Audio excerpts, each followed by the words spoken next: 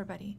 In this video, I'm going to be talking about spirituality, reincarnation, Buddhism, and Christianity all tied together basically. And if you haven't seen my video playlist on reincarnation and Christianity, I'll leave the link below so you can check that out. I'm not trying to prove that reincarnation exists in Christianity. I don't care what people believe, but I have been led to believe that this is true. And I've been listening to Alan Watts recently, and I've heard things that Abraham talks about, like from Abraham Hicks, if you don't know what I'm talking about.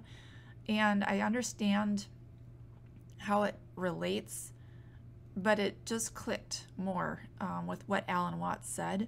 So I might be posting some of those videos later, but basically I just wanted to sort of explain what he says in a way that I'm understanding it, I guess. And this, at the beginning here, I'm going to talk about a financial board game, but this is actually connected, and there's a reason. So just trust me on that. Okay, so in this board game, Cash Flow, when I was younger, I worked for somebody who was a financial advisor, and he had me play this game, Cash Flow, with other people he was actually working with and his wife. And basically, it's a great game to share with people if you are a financial advisor, because it's teaching them why they want to invest. And it's very important to invest in things. So in the beginning, this is just a picture, and I'll zoom in a little bit here if I can, so that you can see the rat race a little bit better, but this is actually in a different language. The first one here, you got paycheck, opportunity, the market, things like that. You'll pull a card, and this particular one is in a different language, but it's a lot clearer. This one is in English, but it's a little bit blurry. So I'm gonna look at the rules here. So basically, you go around the rat race. Well, I'll show that here. This is the rat race. And in the rat race, you don't have, basically what you're doing is you're working for your money. You have to go to your job in order to pay for your bills, such as your food and housing. And sometimes you buy doodads, which really don't give you anything. They're just money spent, like a stereo or something. And sometimes you can look at opportunities, big deals or small deals, in order to move up, as in get cash flow. And that is money coming in, your income. And so these various cards, they'll be pulled, and you get opportunities. Everybody else has the opportunity when the card is pulled. And you actually have a sheet that you need to write. Now, there is an online game that is free, and you can just go in there and do your own password and have a game by yourself if you want to check it out. And I do suggest checking it out if you've never looked into this idea. It actually, to learn how things work, it's best to actually experience them versus just being told it. You know, you can hear me talk about it all day long. You can hear somebody else talk about it. You can read Rich Dad, Poor Dad, which I'll leave the link below if you haven't read it. But reading is a little bit different, and listening is a little bit different than actually experiencing it. So if you play the game a few times, I mean, it's different each time because the cards pulled are going to be giving you different opportunities, and you can actually land on having children, you know, which is more expenses, things like that. So you can have different experiences each game. But basically, the idea is you want to turn your passive income, the money coming in from your investments, into more money than what your expenses are. So the total expenses are here and your total income is here, and this is basically, you know, this is what happens if you get out of the rat race. So your expenses here, in this case, were $580 each month, but the passive income became $1,300 each month, and that pays for the total expenses with a little bit more to spare. That is financial freedom, because you no longer have to work to pay for your expenses each month. If you don't have to work to pay for your expenses, and you can actually just go and buy a doodad because whatever extra money you have coming in is not going towards paying the house bill, not going towards paying your food bill, etc. That's financial freedom.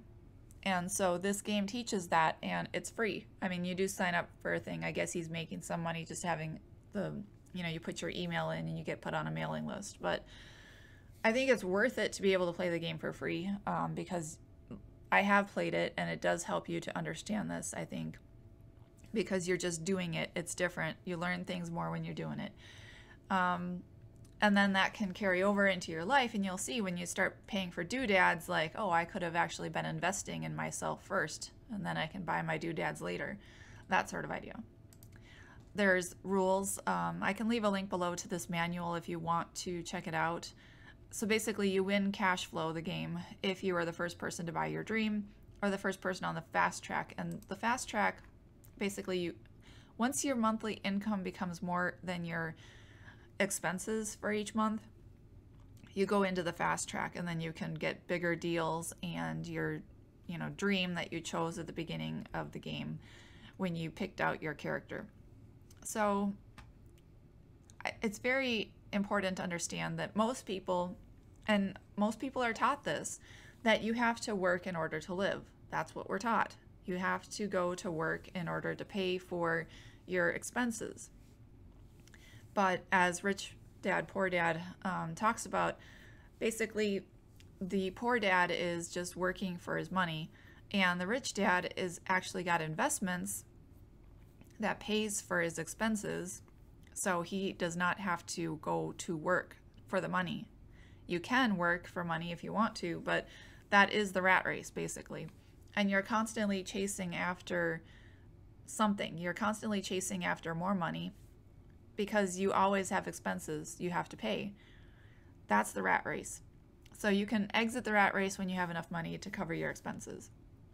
And that's the point of what, you know, we're supposed to not be working for money. We did not come into this world in order to work for money.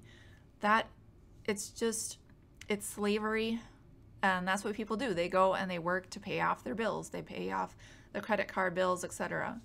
In this game, you can take out loans in order to take on the big or small deals, but you want to pay those off so you don't have the monthly expenses. But as long as your monthly income is better than the monthly expenses, it's okay, you know, to have a loan or a mortgage. If somebody else is paying for your mortgage bill, that's fine, you know. You'd want them to pay more than just your mortgage, though, so that you're making money off of it. So, like I said, it's a good game to understand that. So this is the wheel, this is the rat race, and then you get off into the fast track and you can do your own thing, whatever you want, live your dream. That's financial freedom. The reason why I'm talking about this is because of this wheel of life called Samsara, the revolution, etc. This is more Buddhist, and so I've been listening to videos from Alan Watts, and he talks about this, and he talks about becoming enlightened, basically, who can become a Buddha. That is, any human can become a Buddha, whereas these other realms are not going to become a Buddha. And he talks about that stuff in videos. Like I said, I want to get some of those up on my channel so that you can see, and I'll link to those. But basically, if you aren't a human, but you come into the heavenly realm, according to this, you can still end up falling down. So on this white side, these are the rising of the spirit or soul or whatever as they go through these different stages, and they become enlightened. Like a human can become a diva into the heaven realm. But the thing is, you don't want to become a diva in the heaven realm. You don't want to become a god in that sense. And because as soon as you get to this higher realm, then you're going to fall. That's what the black side is here. It says the dark sector is bad karma. People are sinking down. And then you can build up good karma and people rise. You build up enough good karma and you get into the heavenly realm, but then you fall down into the sinking realm again. And the reason here, he explains, is because they're constantly chasing after something. So, like I said, the rat race people are constantly working for money. They're constantly looking for more money. And in this, they're constantly looking for more, probably enjoyment. So he does explain that there were, some Romans that had a lot of money, and they'd come into some wealth etc. But they were constantly looking for something. They were not satisfied. And if you are not satisfied, it's kind of like a wheel of desire, right? These people are constantly desiring something else. You could say some people are Christians, right? They're desiring to enter heaven and they work for it. Some might say that is the working for salvation, as if you don't already have it. And you're constantly working. And so you're constantly striving for something. You're desiring something. And once you get up here, if you're still desiring, you can fall down and into the other realms. And according to Christianity, the early Christians, the Essenes, they said that the fall of mankind was basically desiring something as if you don't have it. It's ungratefulness, basically. So I can see that with the tree of life and the garden of good and evil. Basically, Adam and Eve, they were lusting after something. Lusting and desire is what causes the fall. Okay, so Adam and Eve, they had everything in a perfect world, and yet they desired for more. And so that desire is what caused the fall. The ungratefulness of having everything around you that you could possibly want, because they were ungrateful and they desired something else, as if they didn't have everything already, that is when they fell. And so it's the desire that leads to the falling down into the lower realms. And what I was saying about the Romans, like if you get into that higher spot where you've got everything and you could just be happy, but you're desiring more, then he talks about how they were watching people being torn apart by lions, you know, throw them to the lions, that sort of thing, which leads to bad karma, obviously.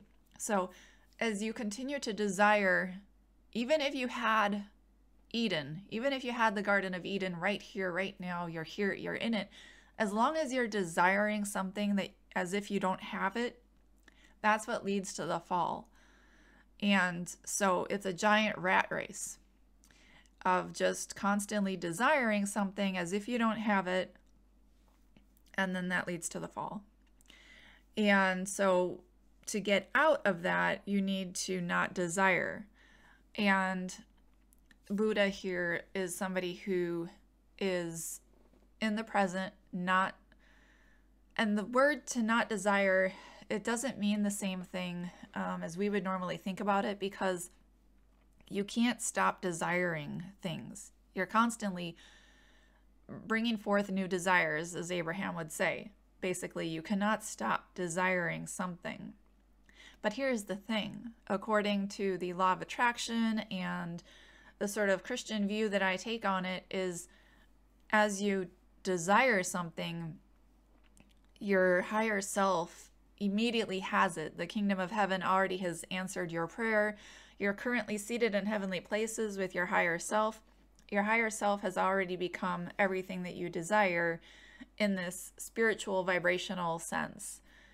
And what you need to do is to act as if what you wanted is already here. So if you can understand that, if you can understand what I'm saying, that what you are desiring has already been created, and that's 100% faith, to act as if everything that you've prayed for has already been manifested in a vibrational sense. It's in the kingdom of heaven, and all you have to do is believe that your higher self is already there and has it, and then catch up to your higher self, to stop doubting that it's not there. If you can stop doubting it, and you can match the frequency of your higher self, if you can become one with God in that sense, that you understand that everything you've asked for is already here, vibrationally speaking. Everything that you desire, every time a new desire comes up, your higher self is already it. So you already got your answer. Your prayer's already been answered. So long as you have 100% faith, then everything that you desire is already there. Then you can stop the anxiety that is caused by desire. So a lot of people would think, you know, I want that means that I'm upset that I don't have that, rather than just like, I desire that and here it is, so I'm not going to get upset that it's not here, because it is here, vibrationally speaking, and it will become manifestational as long as you believe 100% faith that it is there.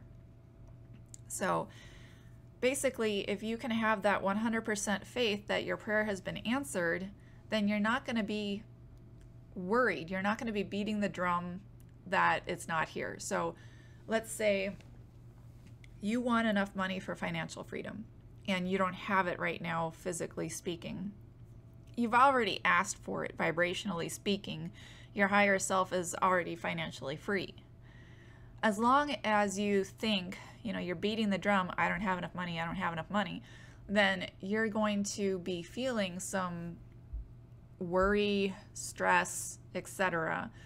That worry, that stress, etc., that's what keeps you chasing after something as if you don't already have it. That's what goes, that's the wheel, that's the rat race. So if you can just relax and say, okay, my higher self is financially free. I'm financially free. I've asked, I've prayed, it's been answered. I just need to stop thinking that it's not answered. And when you start to stop thinking that it has not been answered, that 100% faith, then you're not going to be chasing after something as if you don't already have it. If you're not chasing after something as if you don't already have it, that's enlightenment. That's where you become the Buddha who's pointing at the moon, which symbolizes liberation. Because you're no longer in the rat race chasing after something as if you don't already have it. So, according to Christianity, according to Christ, he said, worry not about tomorrow, because everything's already taken care of. He had 100% faith. He kept saying, like, why are you worried? Why are you worried? O ye of little faith. Because if you had the faith, you wouldn't be worried, and you wouldn't be chasing after something as if you don't already have it. Because as soon as you ask, it is answered. As soon as you ask, as soon as you pray, and you pray even earlier than you ask, because your spirit is able to pray for you, and as soon as you find something you don't like, that negative emotion is that feeling, like that negative emotion saying, I don't like this. The negative emotion means that your higher self's not feeling that way, because your higher self knows it's already been answered. So if you can just see whenever you have a negative emotion that the reason the negative emotion there is because all of a sudden you have a feeling that I don't have something I want, that's a rat race sign. That's you're going to chase after something you want. If you have a negative feeling, you can just say, okay, this negative feeling is because my higher self is not thinking of it this way, the same way I am. Then you realize, like, I don't need to chase after something, my higher self already has it. That's what the negative feeling means. So, you know, that feeling of worry, stress, etc., it's because your higher self's not worried about it, not stressed. And so you can just relax. And as soon as you can really get this, that you can just relax in all situations because everything's being taken care of, as soon as you've asked, it's been given, that's the liberation. That's no longer chasing after something. That's no longer being in the rat race. And this doesn't just have to be about the money issue. It was a perfect example, having the cash flow game, to explain it. So as soon as you're not chasing after something as if you don't have it, then you're not going to be in that rat race that everybody else is in. And that's what's going on with this wheel, is all these people are chasing after something as if they need something. But as soon as you can just relax and say, heaven on earth is already here, I can just relax, everything I've asked for is already answered, I can just relax and watch it come.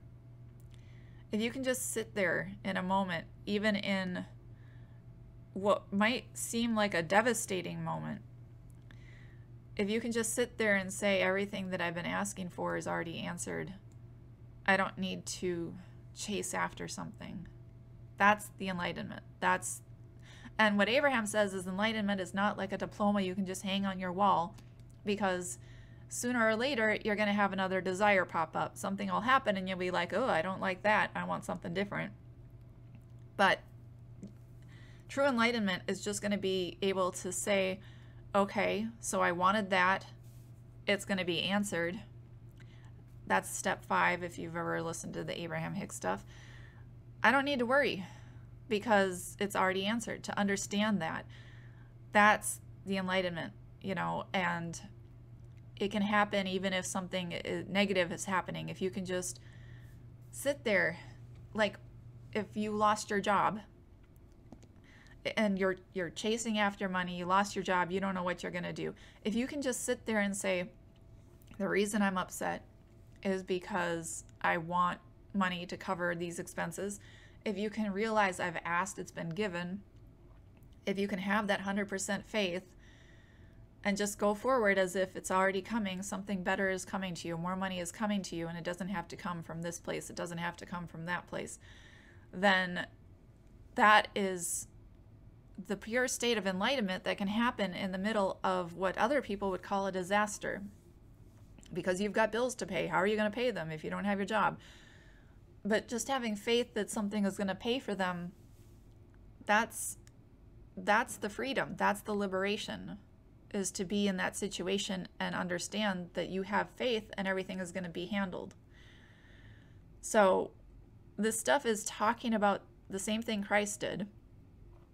And I can see it in the Bible. Like I said, Adam and Eve, they had everything.